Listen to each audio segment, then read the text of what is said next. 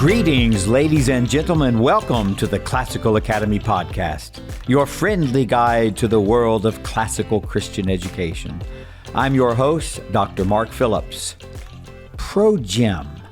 Does that mean like I'm in favor of people going somewhere to work out where they look at other people's bodies and get like really humiliated and humbled? Or is progym short for Progymnasmata? And what is that? What does it have to do with classical Christian education?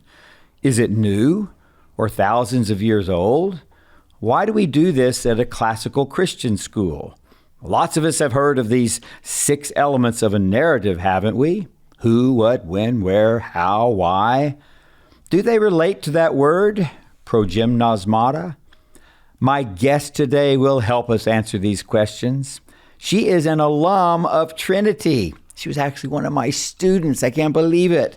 And she was an awesome student and an even more awesome teacher, Miss Klein, who has little side gigs like flowers for weddings on the weekends. And she is a fantastic surfer, so I hear. We are so excited to have this wonderful alum teacher with us.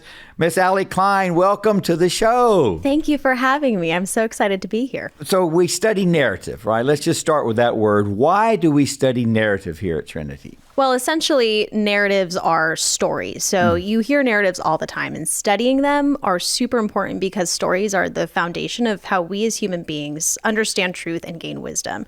In classical education, our students are learning to tell clear, orderly stories, and it trains them to think clearly and speak eloquently, and to also love the things that are true and good.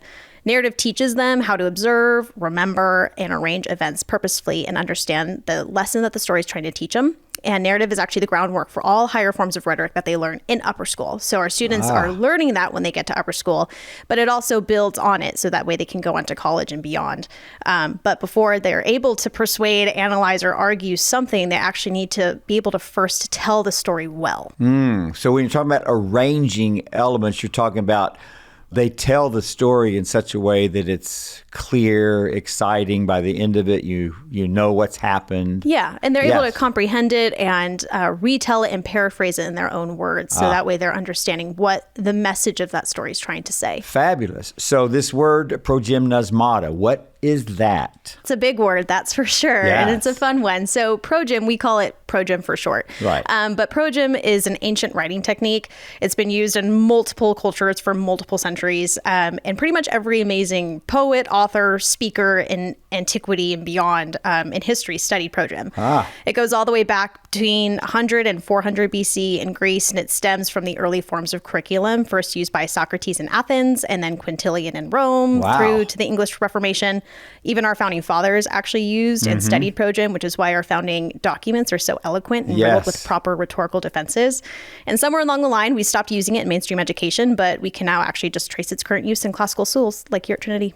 Very good. So it's very smart of us to return to that when you, like you said, you look at the eloquence of these writings, even as recently as our founders of this great nation. It's a really good idea to get back to doing things the way they did. Old school, that's for sure. So that kind of answers the question of why we use the Progymnasmata program here. How do narratives fit in with that? Well, narratives are a form of it. So progym essentially is a buildable curriculum. So it starts in fable and it builds into narrative, then crea, and then it goes on and so forth into what our students here at Trinity continue to build on. So narrative is the second phase of progym, starts in fable, and then as they get into 5th grade, then they go into narrative. So tell us about fable. So progym's the curriculum, narrative's a part of that curriculum. Yes. And it starts at fable before narrative. What is that? I mean, people hear fable, they think of stories, but yeah, everyone has heard a fable of some sort. You know, if you've heard of Tortoise and the Hare,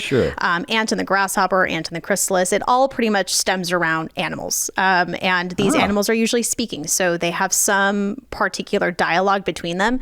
And fables are short stories for younger kids, essentially. So it's telling them a specific moral, and they're having to be able to explain that moral. And so every fable is really short, and then at the end, there's that moral. So for example, the tortoise and the hare has that, you have to move slower. Slow and steady wins the race. And that's the moral of that story. So kids are actually given that, and then narratives to step up where they're not given the moral, and then they have to build on it themselves. So they find the moral, build on it in narrative. Yes, they do. So that kind of was leading to my next question.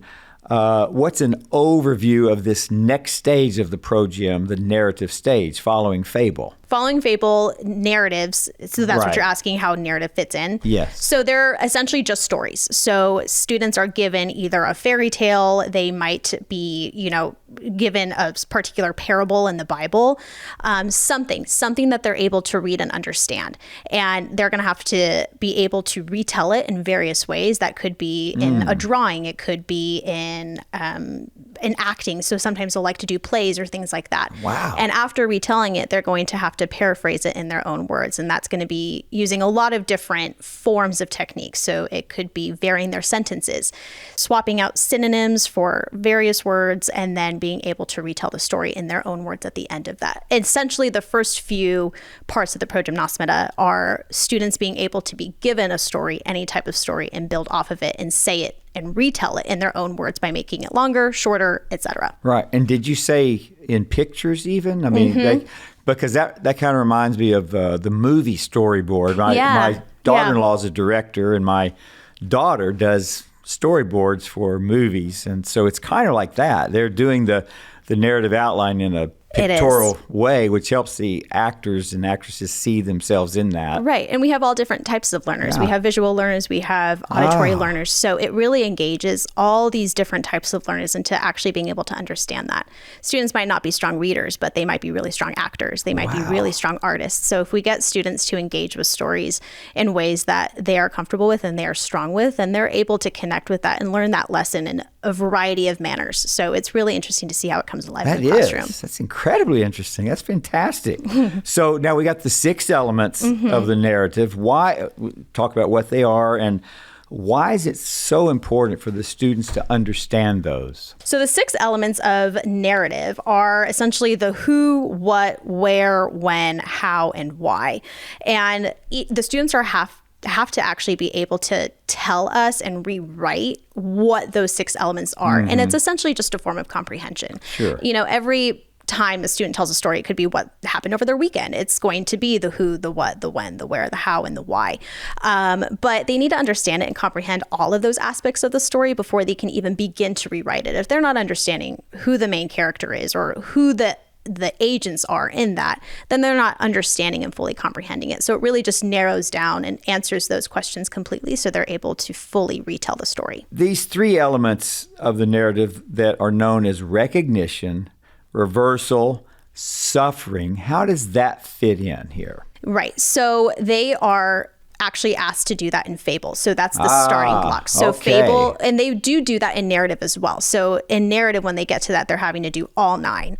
But for fable, they've already been introduced to these recognition, reversal, and suffering components. And what are they? They're a little bit loftier. Yeah. So recognition is essentially the things that they know, the things that they recognize in the story. Like, I've seen a butterfly fly before. And it can be as simple as that. It could also be a deeper meaning. Like, I've actually seen a friend help somebody when they were in pain. So it helps them connect to the story, relate to the story, and find parts of it that actually are able to connect to their real lives and their external environments. So that's recognition.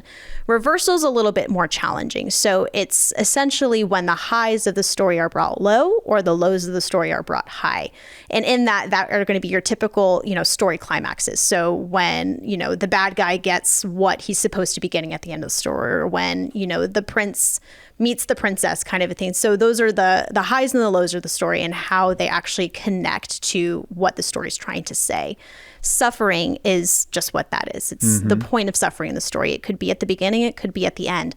It's when, there's a point of pain, and that actually helps students be able to see what is true and what is right, what is virtuous, because they are understanding sin in that sense and how it connects to the story, but also what is virtuous and how to be righteous in that sense. And they're learning from what they're picking up in these stories. So the reversal, in a sense, in like a good ending story would be like the payoff of the good people for the suffering they go through, the conflict they experience, and it's the payoff. Exactly. Or even on the flip side of that, the suffering that evil gets at the end, you know, knowing that good will always conquer evil, that will always be the arc of main stories, and good and true stories will always have that component. So understanding how to be good and what that means to be good, so that way the bad can be crushed. Yes. Very good. So Allie, Miss Klein, so we've talked kind of like 6 things and 3 things. How can we kind of summarize these 6 + 3, 9 things and kind of reiterate everything for clarity for the listeners? Right. So when I'm asking my students to list what I would say in my classroom is the 9 narrative components, they're going to be given a sheet of paper that says the recognition. And they're having to tell me what the thing that they recognize in the story. Could be 2, could be 3, could be small, could be large. Then the reversal. So the highs brought low, the lows brought high, climaxes of the story, suffering, point of pain. Then onto that, they list the agent. Who is the who? Who are the agents in the story? The main players. The action. What are the agents doing? Then the time. When is the story taking place? The where. Where is the story taking place? Which would be place. And then manner and cause. And manner is how, and cause is why. Excellent. Yes. Wow. It kind of makes you want to talk about the cosmogenesis, origin of the universe under the narrative, and how it demonstrates the creator exists. I'm going to change a little bit in biology. Yeah, beyond my 5th graders, that's for sure. Okay. Yeah, beautiful. Now, the really important question here, in studying the narrative, how does this form and shape the students? What effect does it have upon them? Well, students are having to build the moral for themselves. And that's what's really special about narrative, is because they're actually having to tell me or tell whoever what that moral is.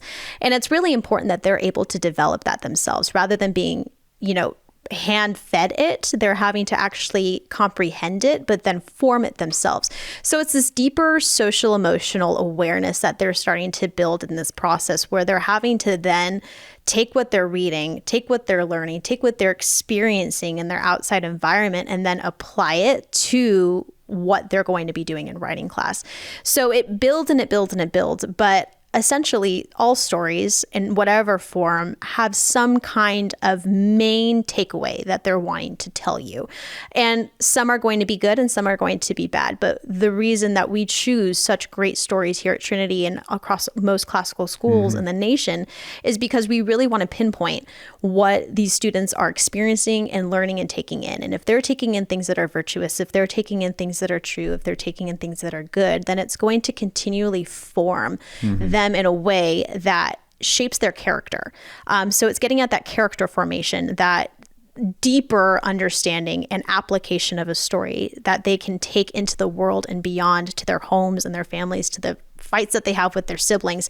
It's expanding their form of reference and their knowledge to be able to apply the things that they're learning. And that starts with them being able to understand and comprehend what's going on in the story. So the reason we have them list out those narrative components, the reason we go through exercise after exercise after exercise, that becomes repetitive after a time and they roll their eyes, but it's important because the more that they do it, the more it becomes habit, the more that they're able to take anything, whatever story they're hearing, and be able to have that frame of truth, that frame of reference, that frame of virtue to come back on and be like, no, I know that this is true and I know that this is right. And it really starts there with them being able to comprehend and fully retell. Fabulous. So you've kind of covered this a little bit, but real specifically, how do you see them challenged? I mean, we've talked about how it forms them. And of course, the challenge is forming, but what are some challenges you notice as you watch them being formed and overcoming these challenges? It is really interesting because a lot of times I will be working through something with a particular student that is not academic. It's that social emotional growth that they, that we teach here at school.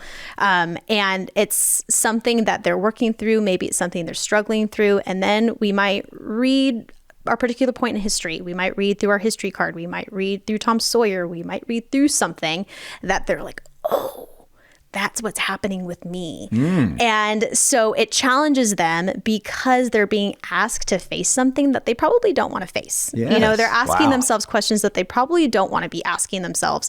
Or they're probably only ever heard a teacher or a parent or an administrator ask them before. So it's actually having them think it through themselves. And I've seen it. I've seen those light bulbs come off with students when I'll have like a conversation in the hallway after lunchtime with one particular kid.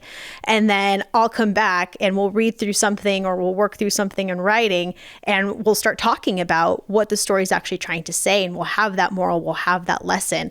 And I can see the like, oh no, like that's exactly what I'm going through kind of light bulb click on in their head. And so they have more evidence essentially to kind of prove the point of, yeah, this is what we need to be working towards.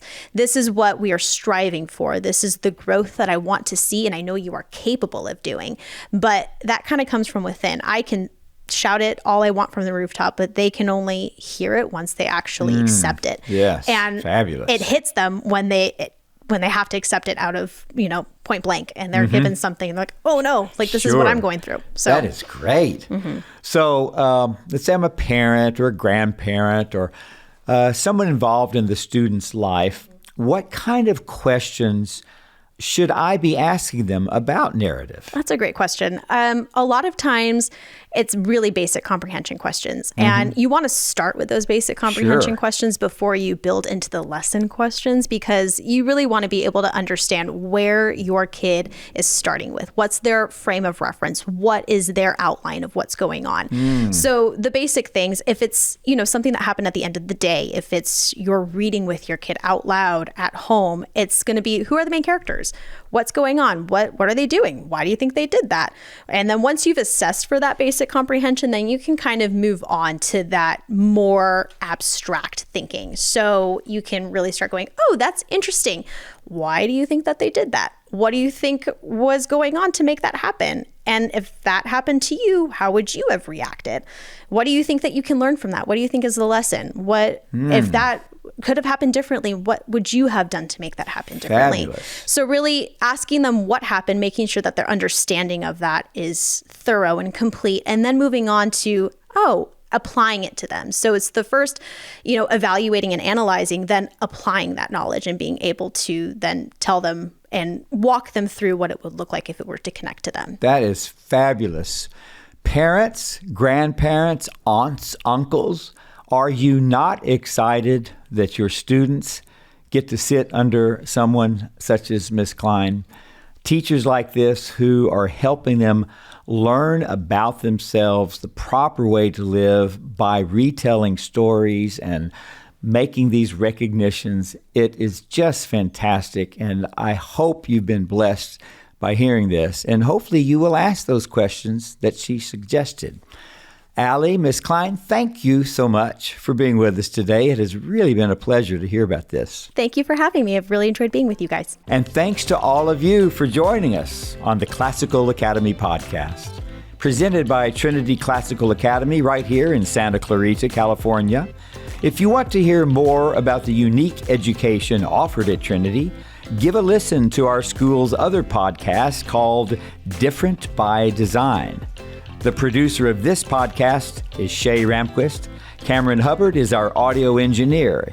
So until next time, let's all continue to tell these stories and to hear more, to understand narrative and the narrative of our own lives and God's story in our lives. And as we do so, may we grow in wisdom, virtue, and in the love of God.